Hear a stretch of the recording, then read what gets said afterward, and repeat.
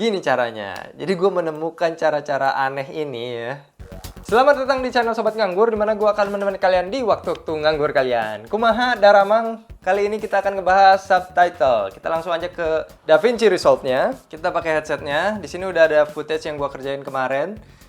Kita di sini add subtitle track. Kemudian di sini klik kanan lagi add subtitle. Di sini kita dengerin dulu apa yang dikatakannya atau yang diomonginnya. Susanto. Oke, perkenalkan nama saya Krida Susanto. Di sini kita tulis perkenalkan nama saya Krida Susanto. That's it. Sampai sini kita udah bisa bikin subtitle. Dan kalau mau lebih lanjut lagi, kita pantengin terus videonya. Tapi sebelumnya intro dulu. Oke, dimulai dari kenapa sih harus pakai subtitle. Subtitle tuh penting banget ya guys. Jadi subtitle itu bisa untuk memperjelas apa yang dikatakan, atau mungkin ada kekurangan dari audio, kita bisa baca pesannya lewat subtitle. Atau dalam kondisi tertentu kalian nggak bisa dengar suaranya, kalian masih bisa tangkap isi pesannya lewat si subtitle ini. Jadi subtitle ini bisa menambahkan value di dalam video kalian. Oke, setelah tahu subtitle itu penting, kita bahas subtitle itu harus dibuat seperti apa. Oke, yang penting adalah dalam subtitle itu kita bisa baca dengan jelas. Nah, ini kan kita udah ada di sini ya. Di DaVinci Resolve itu dia punya track tersendiri untuk tulisan subtitle ya. Jadi ini kita bisa geser-geser gini guys. Ini kita udah bikin ya tadi. Kita klik subtitlenya, masuk ke inspector. Di sini ada caption dan track style. Track style itu apa sih? Misalnya kita punya dua gitu ya. Di sini add new. Di sini kan udah ada nih. Kita dengar dulu apa yang diomonginnya. Saat ini saya menjabat sebagai staf. Oke. Saat ini saya menjabat sebagai staf. Sini kita udah ada kan, ada dua yang berbeda ya kalimatnya. Di menit yang berbeda juga. Nah, kalau misalnya kita masuk ke track style, itu kita bisa rubah salah satu, misalnya position, misalnya di sini ya, atau size-nya juga dikecilin dikit. Biasanya gue di sini, atau dari sini juga bisa. Nah, size font-nya dan segala macam. Misalnya apa yang lu rubah di track style ini akan ngefek ke semua yang ada di timeline subtitle tersebut. Akan ngerubah ke sini juga tuh. Ngikut juga kan. Nah, gimana kalau misalnya kalian pengen ngebedain dikit, misalnya ada tulisan yang miring atau di bagian teks ada yang di bold. Nah, kalian kan nggak mau semuanya ngikut juga. Itu caranya adalah di sini. Nah, di sini kan ada use track style-nya dicentang. Kita jangan centang aja dulu. Nah, kita jangan centang. Ini misalnya kita ukurannya sama masih. Oke, positionnya kita samain juga. Misalnya di sini ya. Misal aja ya ini ya. Ini kita bisa zoom juga. Oke, terus salah satu katanya itu kita miringin. Nah, ini kan di sini kita bikin italic. Maka salah satu kata di dalam subtitle tersebut, karena biasanya bahasa Indonesia dan bahasa Inggris itu bahasa Inggris harus dimiringkan atau bahasa asing harus dimiringkan. Jadi kita bikinnya di sini. Dia nggak akan ngikut di sini gitu. Kalau misalnya kita bikin lagi gitu di sini ya. Misalnya contoh di sini ya, add new. Dia kan use track style juga. Tes 1 2 3 misalnya.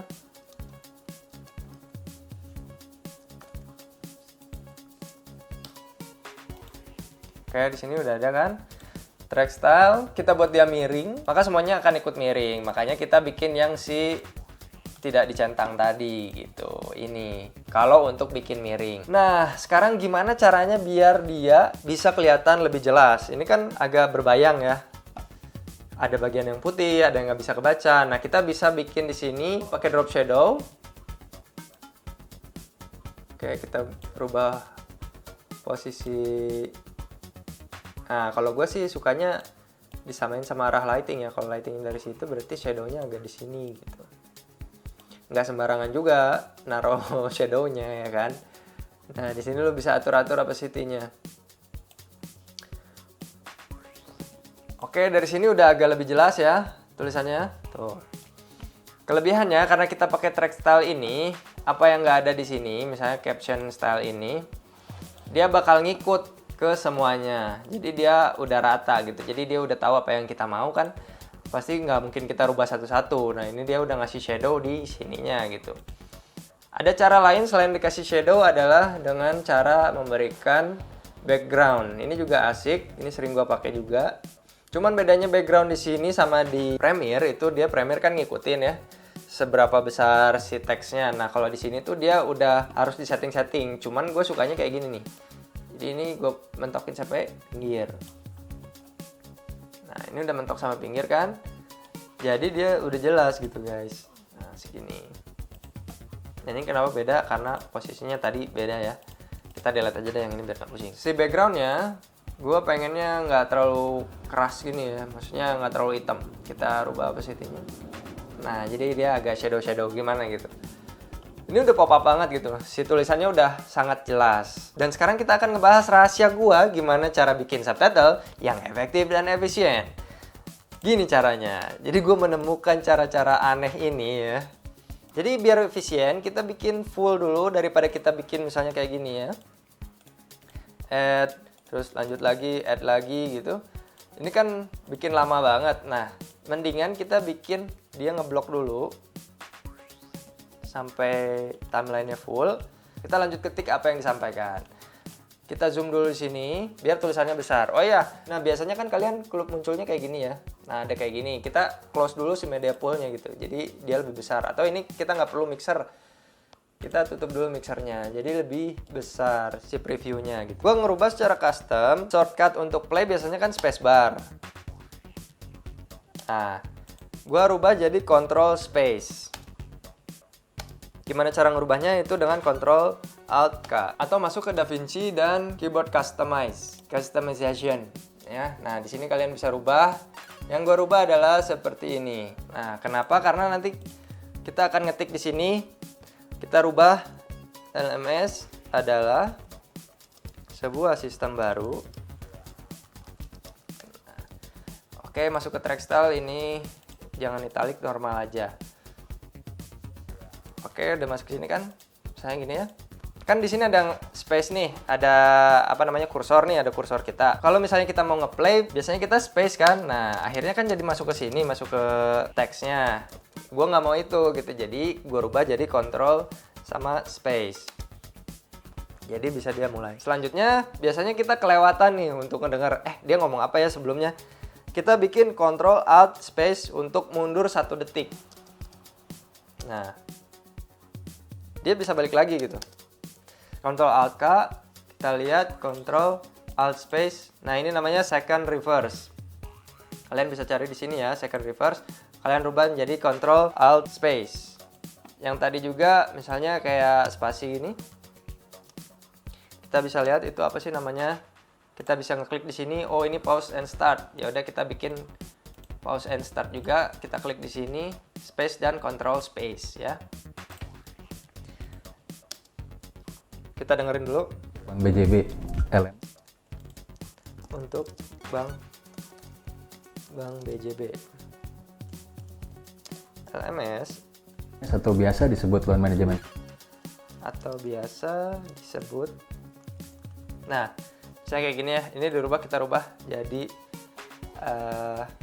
di tengah. Kemudian kita bisa rubah juga line spacing untuk agak menutup. Backgroundnya biar bagus, kita naikin lagi dikit tingginya. Sip. Nah, gue pengennya tuh semuanya satu line gitu, jangan jadi 2 line gini. Caranya gimana? Kita balikin ke sini. LMS atau biasa disebut loan. Begitu dia ngomong disebut, kita cut. Cutnya gimana? Biasanya kita Ctrl B kan, dengan posisi seperti ini ya. Kita usahain kita nggak pernah megang mouse lagi gitu. Biasanya kita Ctrl B. Untuk maju ke sini, ini kan posisinya dia selectnya yang sebelah kirinya ya. Kita pengennya kan ke depan. Gimana cara ngerubah yang ke depannya? Untuk ngerubah yang depannya, kita itu masuk ke Ctrl Y.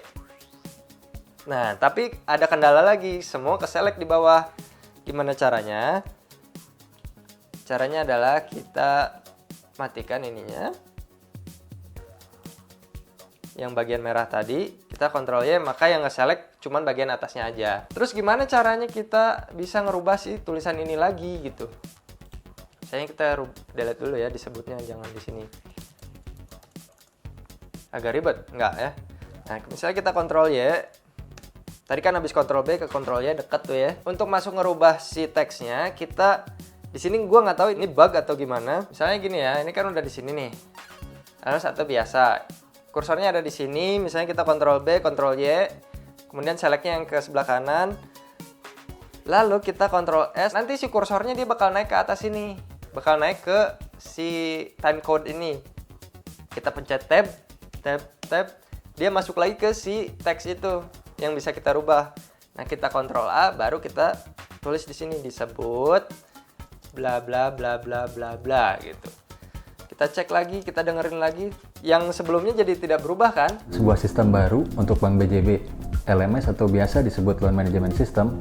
Nah, setelah ini biasanya kalian deliver subtitle settingnya jangan lupa dicentang ya guys, export subtitle. Nah, di sini kalian kalau mau masukin ke projectnya, ke videonya, burn into video. Jadi si teks itu udah ada di videonya. Kalau misalnya di YouTube kan dia ada SRT dan segala macam, bisa di input, bisa dikeluarin, bisa dimasukin.